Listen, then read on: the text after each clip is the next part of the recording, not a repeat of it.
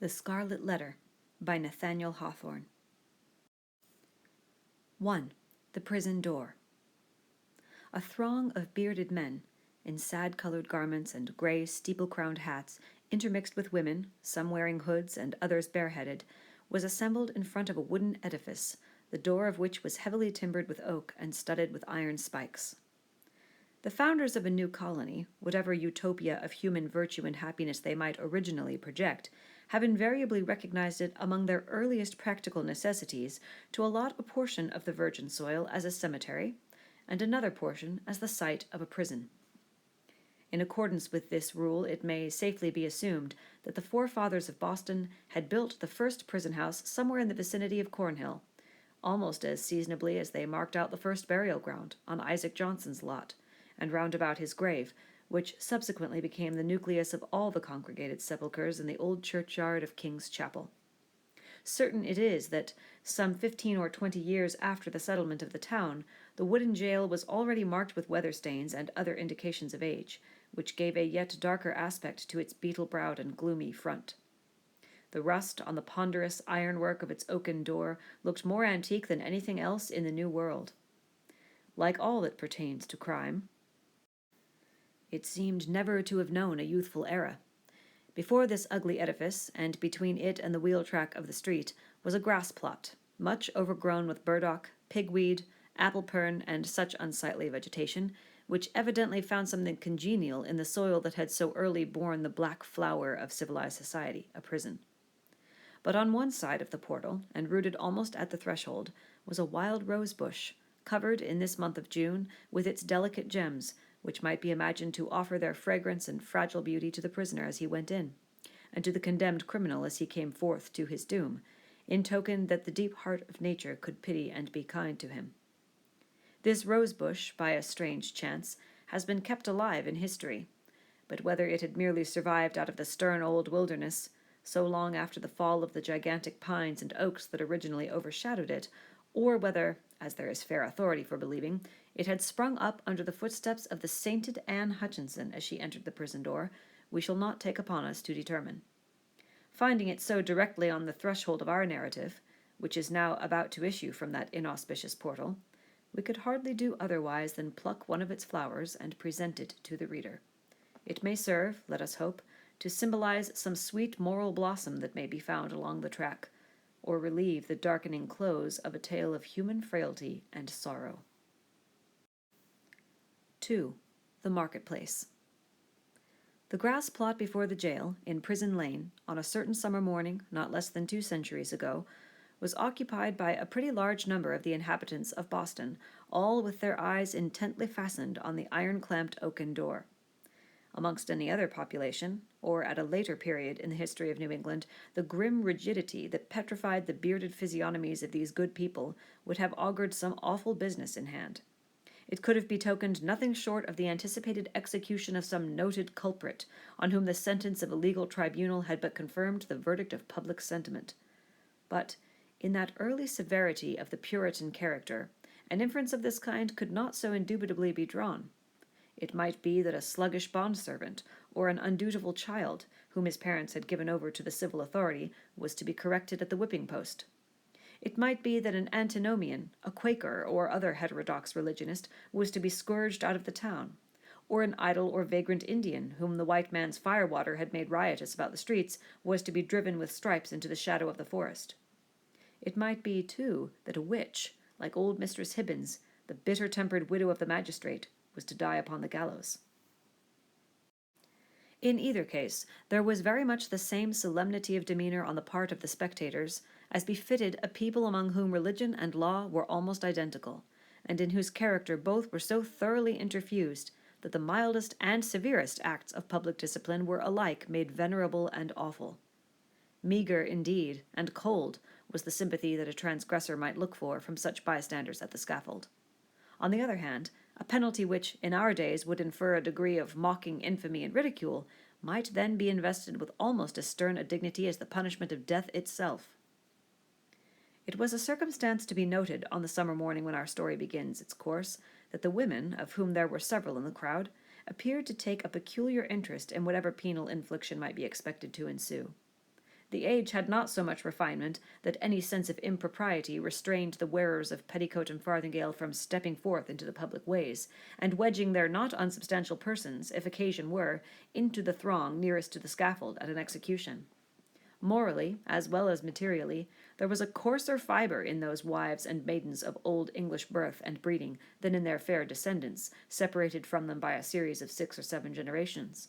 For, throughout that chain of ancestry, every successive mother had transmitted to her child a fainter bloom, a more delicate and briefer beauty, and a slighter physical frame, if not character of less force and solidity than her own. The women who were now standing about the prison door stood within less than half a century of the period when the man-like Elizabeth had been the not altogether unsuitable representative of the sex. They were her countrywomen, and the beef and ale of their native land, with a moral diet not a whit more refined, entered largely into their composition. The bright morning sun, therefore, shone on broad shoulders and well-developed busts, and on round and ruddy cheeks that had ripened in the far-off island, and had hardly yet grown paler or thinner in the atmosphere of New England. There was, moreover, a boldness and rotundity of speech among these matrons, as most of them seemed to be, that would startle us at the present day, whether in respect to its purport or its volume of tone. "Good wives," said a hard-featured dame of 50, "I'll tell ye a piece of my mind. It would be greatly for the public behoof if we women, being of mature age and church members in good repute, should have the handling of such malefactresses as this Hester Prynne. What think ye, gossips? If the hussy stood up for judgment before us 5 that are now here in a knot together, would she come off with such a sentence as the worshipful magistrates have awarded? Marry, I trow not." "People say," said another, "that the Reverend Master Dimmesdale, her godly pastor, takes it very grievously to heart that such a scandal should have come upon his congregation." "The magistrates are God-fearing gentlemen, but merciful overmuch, that is a truth," added a third autumnal matron. "At the very least, they should have put the brand of a hot iron on Hester Prynne's forehead." "Madame Hester would have winced at that, I warrant me. But she, the naughty baggage, little will she care what they put upon the bodice of her gown. Why, look you, she may cover it with a brooch, or such like heathenish adornment, and so walk the streets as brave as ever." "Ah, but," interposed more softly a young wife holding a child by the hand, "let her cover the mark as she will, the pang of it will be always in her heart." "What do we talk of marks and brands, whether on the bodice of her gown or the flesh of her forehead?" cried another female, the ugliest as well as the most pitiless of these self-constituted judges. "This woman has brought shame upon us all, and ought to die. Is there not law for it? Truly there is, both in the scripture and the statute book. Then let the magistrates, who have made it of no effect, thank themselves if their own wives and daughters go astray." "Mercy on us, good wife," exclaimed a man in the crowd. "Is there no virtue in woman, save what springs from a wholesome fear of the gallows? That is the hardest word yet. Hush now, gossips, for the lock is turning in the prison door, and here comes Mistress Prynne herself." The door of the jail being flung open from within, there appeared, in the first place, like a black shadow emerging into sunshine, the grim and grisly presence of the town beadle, with a sword by his side and his staff of office in his hand. This personage prefigured and represented in his aspect the whole dismal severity of the Puritanic code of law, which it was his business to administer in its final and closest application to the offender. Stretching forth the official staff in his left hand, he laid his right upon the shoulder of a young woman, whom he thus drew forward until, on the threshold of the prison door, she repelled him, by an action marked with natural dignity and force of character, and stepped into the open air as if by her own free will. She bore in her arms a child, a baby of some 3 months old, who winked and turned aside its little face from the too vivid light of day, because its existence heretofore had brought it acquaintance only with the grey twilight of a dungeon or other darksome apartment of the prison. When the young woman, the mother of this child, stood fully revealed before the crowd, it seemed to be her first impulse to clasp the infant closely to her bosom, not so much by an impulse of motherly affection, as that she might thereby conceal a certain token which was wrought or fastened into her dress. In a moment, however, wisely judging that one token of her shame would but poorly serve to hide another, she took the baby on her arm, and with a burning blush, and yet a haughty smile, and a glance that would not be abashed, looked around at her townspeople and neighbors. On the breast of her gown, in fine red cloth, surrounded with an elaborate embroidery and fantastic flourishes of gold thread, appeared the letter A. It was so artistically done, and with so much fertility and gorgeous luxuriance of fancy, that it had all the effect of a last and fitting decoration to the apparel which she wore, and which was of a splendor in accordance with the taste of the age, but greatly beyond what was allowed by the sumptuary regulations of the colony. The young woman was tall, with a figure of perfect elegance on a large scale. She had dark and abundant hair, so glossy that it threw off the sunshine with a gleam, and a face which, besides being beautiful from regularity of feature and richness of complexion, had the impressiveness belonging to a marked brow and deep black eyes. She was ladylike, too, after the manner of the feminine gentility of those days, characterized by a certain state and dignity rather than by the delicate, evanescent, and indescribable grace which is now recognized as its indication. And never had Hester Prynne appeared more ladylike, in the antique interpretation of the term, than as she issued from the prison. Those who had before known her, and had expected to behold her dimmed and obscured by a disastrous cloud, were astonished and even startled to perceive how her beauty shone out, and made a halo of the misfortune and ignominy in which she was enveloped. It may be true that to a sensitive observer there was something exquisitely painful in it. Her attire, which indeed she had wrought for the occasion in prison, and had modelled much after her own fancy, seemed to express the attitude of her spirit, the desperate recklessness of her mood, by its wild and picturesque peculiarity. But the point which drew all eyes, and, as it were, transfigured the wearer, so that both men and women who had been familiarly acquainted with Hester Prynne were now impressed as if they beheld her for the first time, was that scarlet letter, so fantastically embroidered and illuminated upon her bosom. It had the effect of a spell, taking her out of the ordinary relations with humanity and enclosing her in a sphere by herself. "She hath good skill at her needle, that's certain," remarked one of her female spectators. "But did ever a woman, before this brazen hussy, contrive such a way of showing it? Why, gossips, what is it but to laugh in the faces of our godly magistrates, and make a pride out of what they, worthy gentlemen, meant for a punishment?" "It were well," muttered the most iron-visaged of the old dames, "if we stripped Madame Hester's rich gown off her dainty shoulders, and as for the red letter which she hath stitched so curiously, I'll bestow a rag of mine own rheumatic flannel to make a fitter one." "Oh, peace, neighbors, peace," whispered their youngest companion. "Do not let her hear you. Not a stitch in that embroidered letter, but she has felt it in her heart." The grim beadle now made a gesture with his staff. "Make way, good people, make way, in the king's name," cried he. "Open a passage, and I promise ye, Mistress Prynne shall be set where man, woman, and child may have a fair sight of her brave apparel from this time till an hour past meridian. A blessing on the righteous colony of the Massachusetts, where iniquity is dragged out into the sunshine. Come along, Madame Hester, and show your scarlet letter in the marketplace." A lane was forthwith opened through the crowd of spectators. Preceded by the beadle, and attended by an irregular procession of stern-browed men and unkindly-visaged women, Hester Prynne set forth towards the place appointed for her punishment. A crowd of eager and curious schoolboys, understanding little of the matter in hand, except that it gave them a half-holiday, ran before her progress, turning their heads continually to stare into her face and at the winking baby in her arms, and at the ignominious letter on her breast. It was no great distance in those days from the prison door to the marketplace.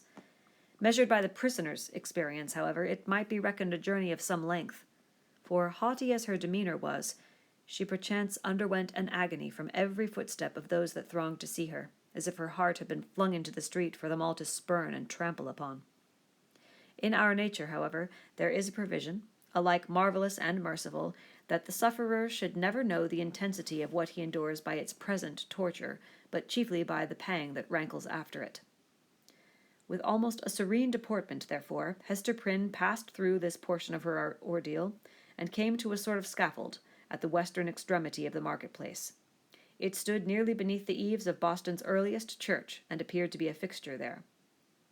In fact, this scaffold constituted a portion of a penal machine, which now, for 2 or 3 generations past, has been merely historical and traditionary among us, but was held in the old time to be as effectual an agent in the promotion of good citizenship as ever was the guillotine among the terrorists of France.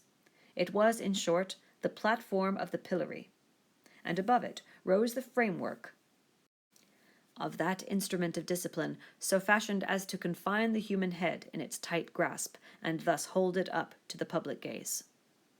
The very ideal of ignominy was embodied and made manifest in this contrivance of wood and iron. There can be no outrage, methinks, against our common nature, whatever be the delinquencies of the individual, no outrage more flagrant than to forbid the culprit to hide his face for shame, as it was the essence of this punishment to do. In Hester Prynne's instance, however, as not unfrequently in other cases, her sentence bore that she should stand a certain time upon the platform, but without undergoing that gripe about the neck and confinement of the head, the proneness to which was the most devilish characteristic of this ugly engine.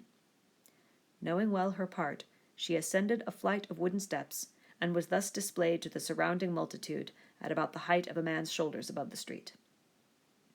Had there been a papist among the crowd of Puritans, he might have seen in this beautiful woman, so picturesque in her attire and mien, and with the infant at her bosom, an object to remind him of the image of divine maternity, which so many illustrious painters have vied with one another to represent, something which should remind him, indeed, but only by contrast, of that sacred image of sinless motherhood, whose infant was to redeem the world.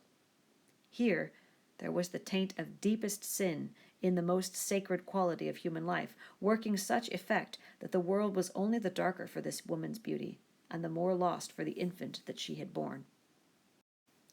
The scene was not without a mixture of awe, such as must always invest the spectacle of guilt and shame in a fellow creature, before society shall have grown corrupt enough to smile instead of shuddering at it. The witnesses of Hester Prynne's disgrace had not yet passed beyond their simplicity.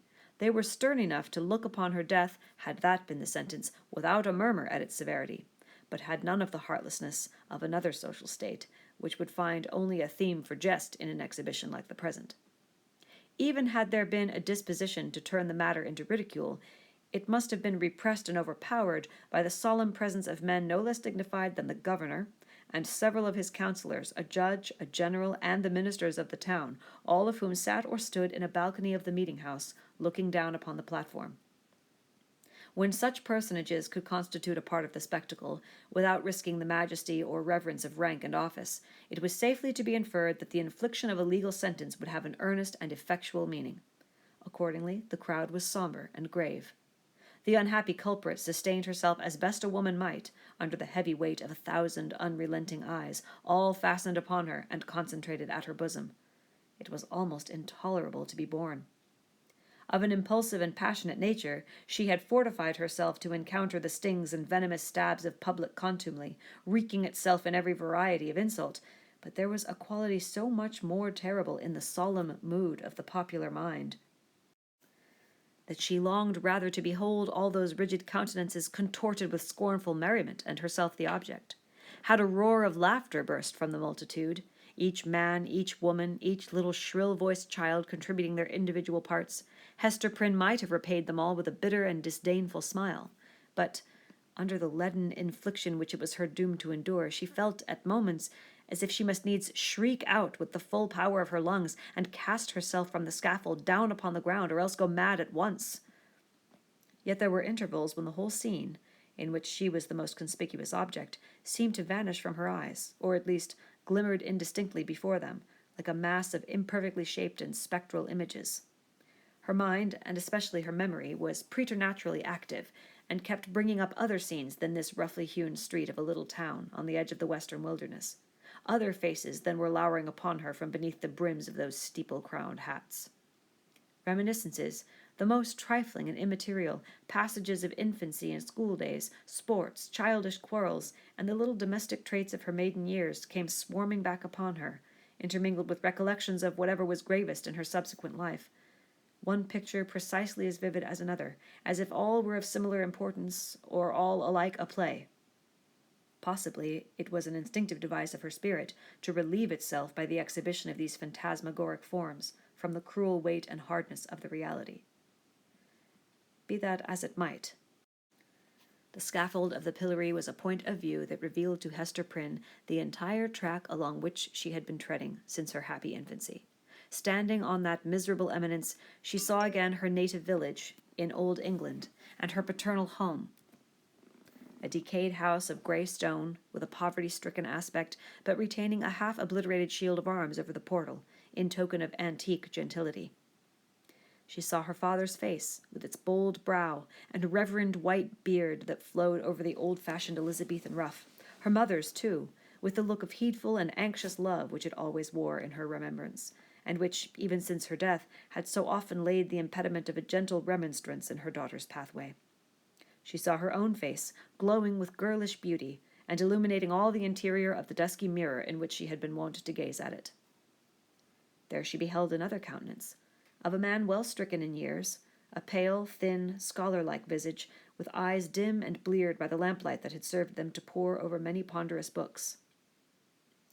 Yet those same bleared optics had a strange permeating power when it was their owner's purpose to read the human soul. This figure of the study and the cloister, as Hester Prynne's womanly fancy failed not to recall, was slightly deformed, with the left shoulder a trifle higher than the right. Next rose before her, in memory's picture gallery, the intricate and narrow thoroughfares, the tall grey houses, the huge cathedrals, and the public edifices, ancient in date and quaint in architecture, of a continental city, where new life had awaited her, still in connection with the misshapen scholar, a new life, but feeding itself on time-worn materials, like a tuft of green moss on a crumbling wall. Lastly, in lieu of these shifting scenes, came back the rude marketplace of the Puritan settlement, with all the townspeople assembled, and levelling their stern regards at Hester Prynne, yes, at herself, who stood on the scaffold of the pillory, an infant on her arm, and the letter A, in scarlet, fantastically embroidered with gold thread upon her bosom. Could it be true? She clutched the child so fiercely to her breast that it sent forth a cry. She turned her eyes downward at the scarlet letter, and even touched it with her finger, to assure herself that the infant and the shame were real. Yes, these were her realities. All else had vanished.